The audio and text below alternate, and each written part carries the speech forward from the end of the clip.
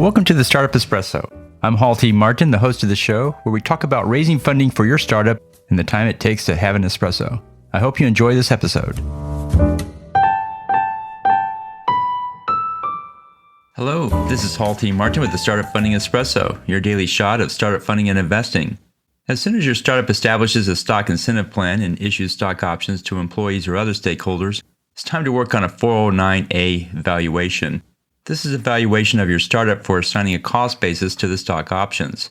The U.S. tax code in Section 409A requires private companies to show that their common stock options are issued at fair market value.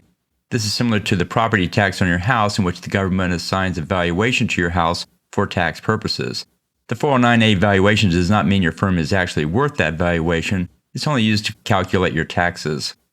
The market value goes up and down based on the state of the market, and what value you have built into the business increases every day for some companies.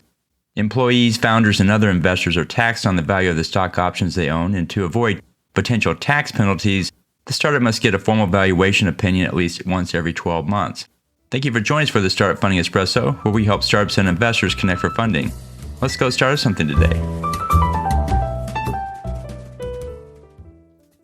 Hall T. Martin is the director of Investor Connect, which is a 501c3 nonprofit dedicated to the education of investors for early stage funding. All opinions expressed by Hall and podcast guests are solely their own opinions and do not reflect the opinion of Investor Connect. This podcast is for informational purposes only and should not be relied upon as a basis for investment decisions.